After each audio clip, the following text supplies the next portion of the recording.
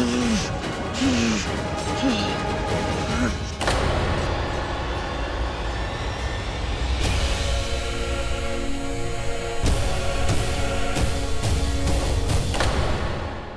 तुम फिर बच गया नंद। आज फिर भाग्य ने तेरा साथ दिया। शंखनाद हो गया है, नियम का पालन होगा, किंतु कल फिर युद्ध होगा नंद। और कल तो अपने मृत्यु की तैयारी करके आना। हम कल मिलेंगे।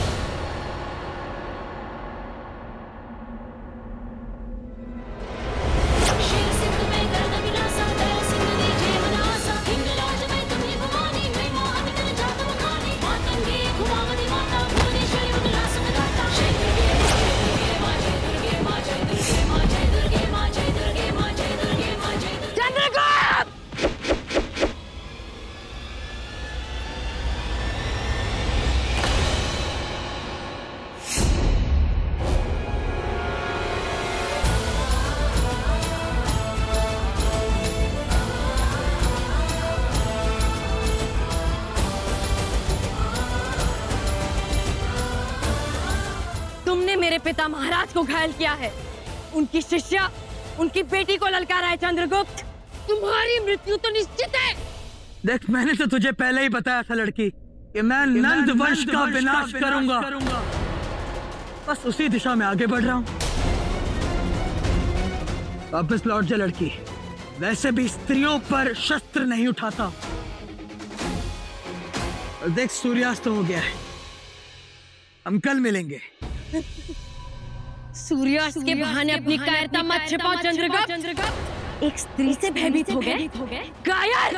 पुरुष के नाम पर कलंक हो तुम। आज से स्वयं को योद्धा मत कहना। यदि पुरुष हो तो दिखाओ अपना पुरुषार्थ। यदि योद्धा हो तो करो युद्ध।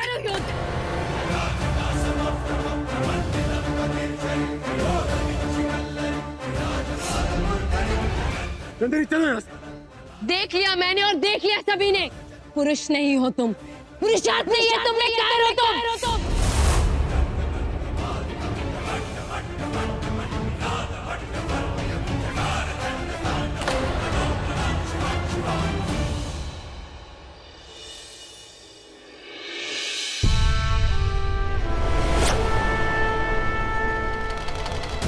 सूर्यास्त के बहाने अपनी कायरता मत छिपाओ चंद्रगुप्त।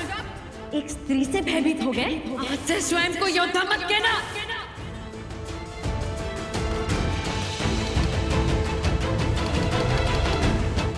देख लिया मैंने और देख लिया सभी ने। पुरुष नहीं हो तुम, पुरुषार्थ नहीं है तुम में, कायर हो तुम।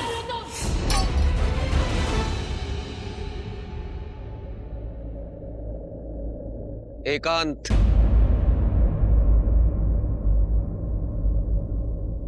यदि आज शंखनाद को क्षण बाद ही बच जाता तो अवश्य उस नंद का सर गुरुदक्षिणा में आपके चरणों में होता। बाहर से आ रहा ये स्वर सुन सकते हो? तुम्हारी जय जयकार हो रही है। नंद और उसकी सेना को तुम्हारी शक्ति का अनुभव हो गया है। हमारे सैनिकों का मनोबल बढ़ गया है। अब हमारी विजय सुनिश्चित है। परंतु कल का दिन अत्यंत महत्वपूर्ण होगा।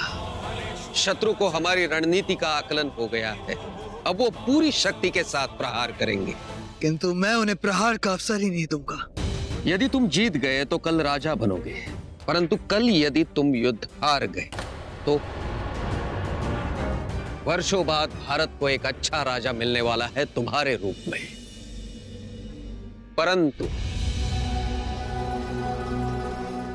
परंतु तुम्हारे पश्चात क्या? कभी सोचा है इसके बारे में?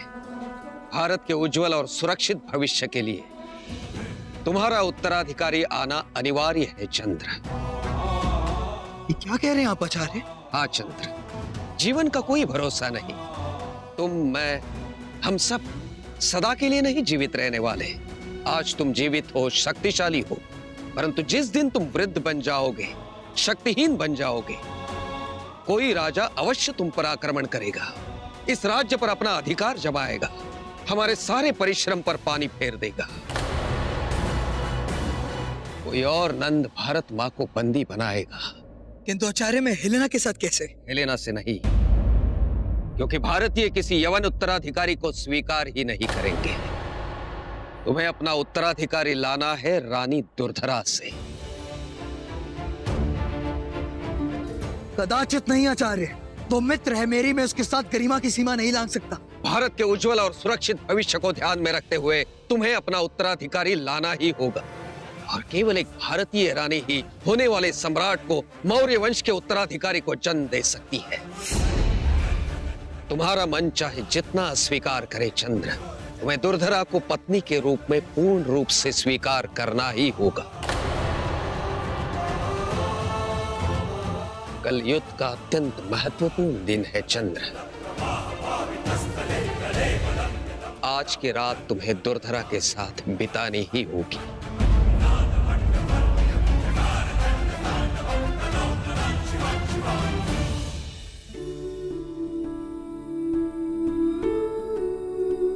राजकुमारी, महाराज के घाव पे ये लेप लगा दीजिए, घाव शीघ्र भर जाएंगे। जी वैद्य जी।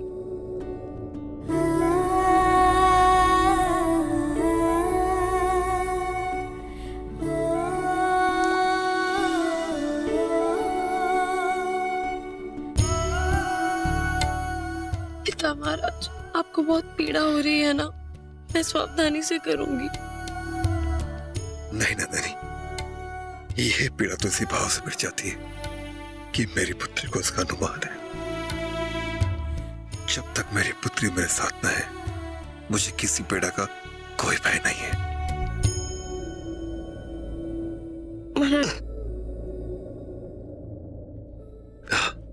पर तुम्हारी आंखों से ये बहते आंसू अवश्य मुझे कष्ट देते हैं।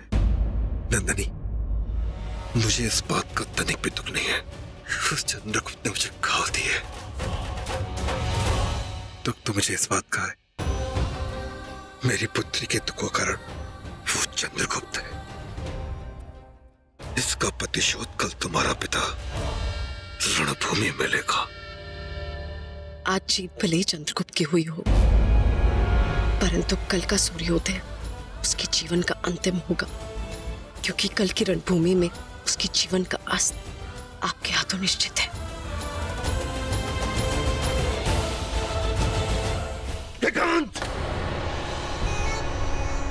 विश्वास नहीं होता, 2 बार युद्ध भूमि छोड़कर भागा हुआ कायर आज हम पर भारी पड़ रहा है। चंद्र, तेरे भाग्य में केवल पराजय लिखी है, और तेरा भाग्य मैं लिखूंगा।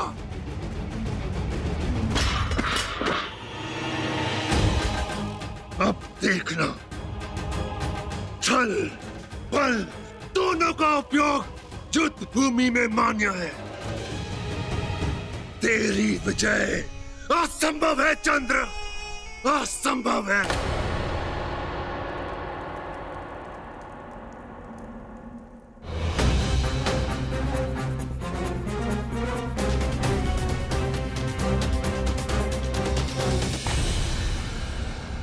चंद्र, ये देखो कितना सुंदर है ना, ये रंग तुम पे कितना अच्छा लगता है।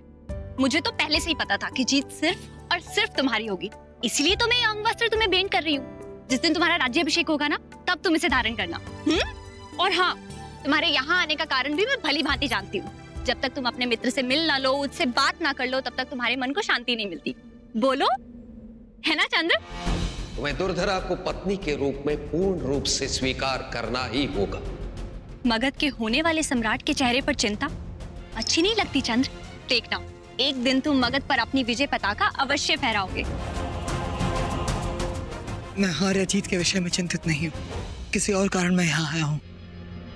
आचार्य का आदेश है कि क्या चंद्र, क्या कहा है आचार्य ने? बोलो। कि मैं अपने पति होने का कर्तव्य निभाऊंगा और उत्तराधिकारी के लिए हमें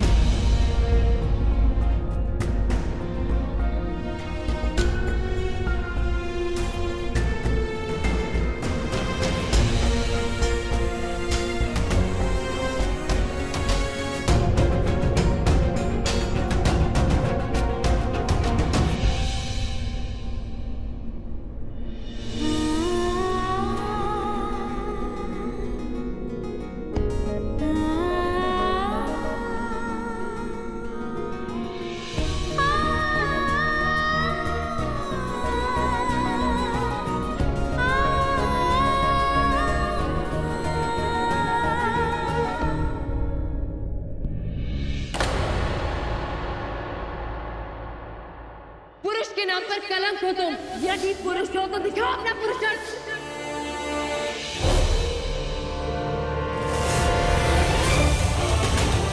देख लिया मैंने और देख लिया सभी ने, पुरुष नहीं हो तुम, पुरुषार्थ नहीं है तुम में, कायर हो तुम।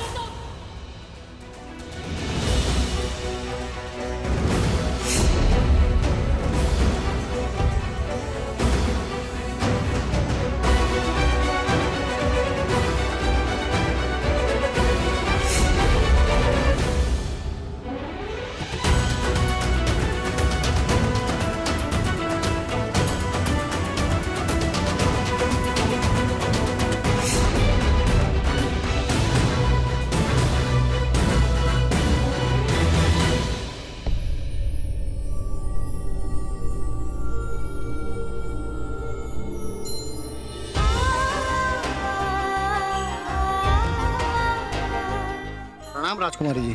वैद्य जी, हमारे योद्धा कल के युद्ध के लिए सक्षम तो हो जाएंगे ना? जी राजकुमारी। सुनो, तुम्हें लेप लो और हमारे साथ आओ।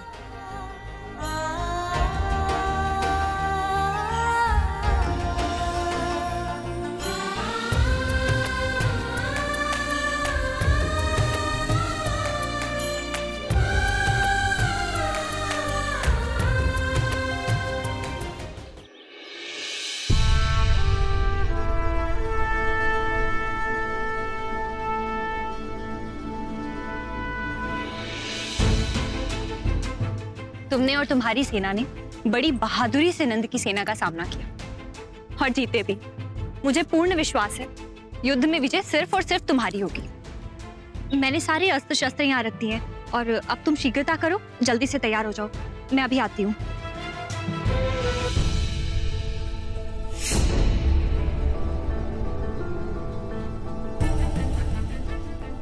क्यों रोका? कुछ काम था? मैं विवश था कल रात, और हमारे बीच जो कुछ भी हुआ, उत्तराधिकारी के लिए आचार्य ने मुझे आदेश दिया था कि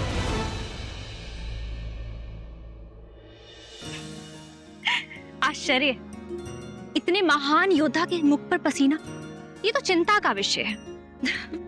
चंद्र, तुम्हारे मुख पर चिंता बिल्कुल अच्छी नहीं लगती। जो संबंध हमारा कल था वही आज है और सदैव वही रहेगा। हमने केवल एक भावी राजा रानी होने का कर्तव्य निभाया है ताकि हम अपनी प्रजा को उनका उत्तराधिकारी दे सकें।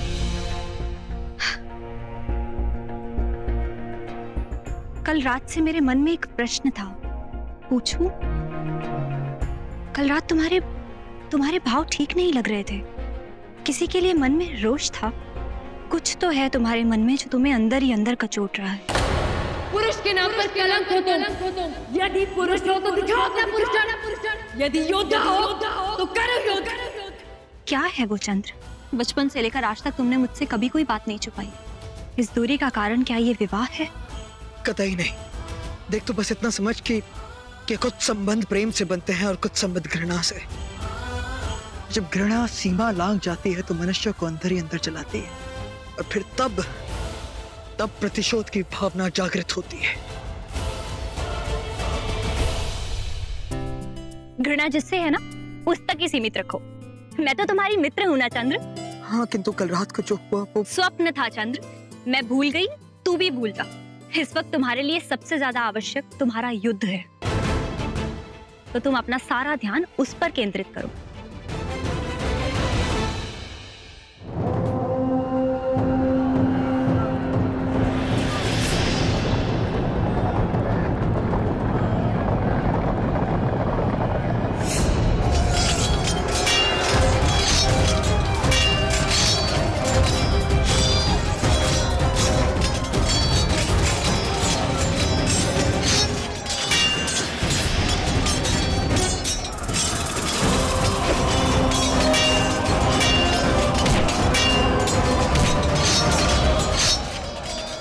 चंद्रगुप्त कितना भी प्रयत्न कर ले, वो हमारी व्यूह रचना को भेद नहीं सकता। आचार्य, मगध ने जो ये व्यू रचा है उसके बारे में चंद्र कुछ जानता ही नहीं। कैसे तोड़ पाएगा वो ये व्यू? व्यू टूटेगा। पीली ध्वजा दो।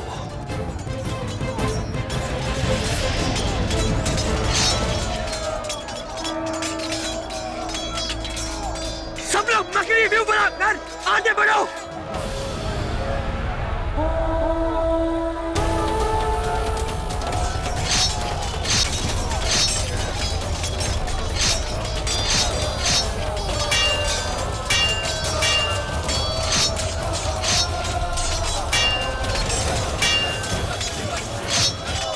हमें उनकी योजना का आकलन है, अब हमें उनकी योजना को उलट करना है।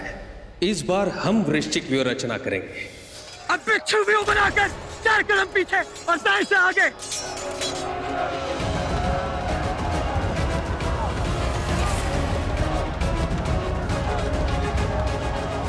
व्यू रचना में परिवर्तन करो।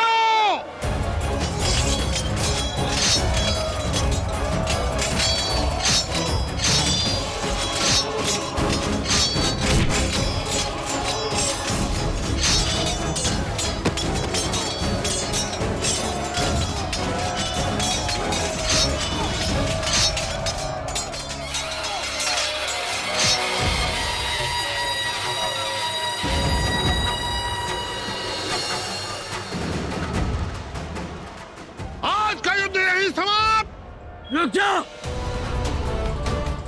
आज के लिए भी युद्ध समाप्त हुआ।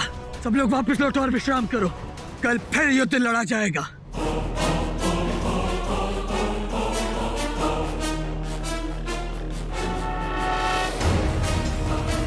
जब तक मैं चंद्र को नहीं मार देता, ना ये युद्ध समाप्त होगा, ना नंदिनी मेरी होगी। रुको, आक्रमण! युद्ध समाप्ति का शंखनाद तो हो चुका है। किसी को और कुछ कहना है? नहीं ना? आक्रमण करो। ये क्या आचार्य, इन्होंने तो युद्ध का नियम ही भंग कर दिया।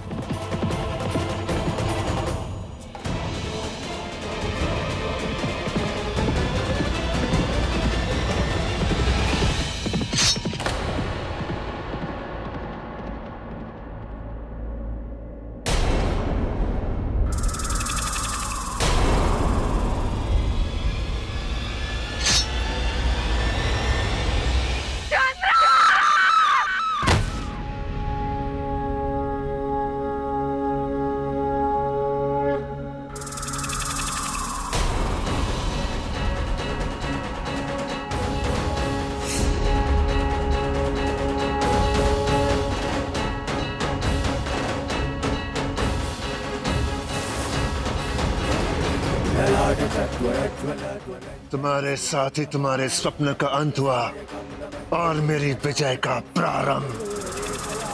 चंद सांसें छोड़ देता हूं तेरी, ताकि तुम तड़प तड़प कर मर सको।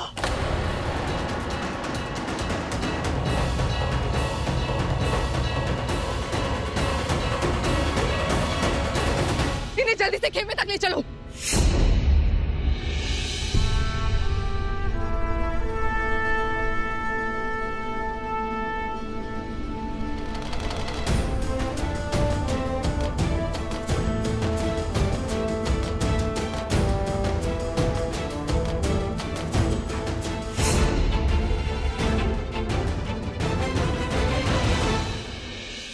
कल की सुबह नहीं देख पाएगा तुम्हारा पति। मेरा प्रस्ताव अब भी खुला है, अब भी अवसर है तुम्हारे पास।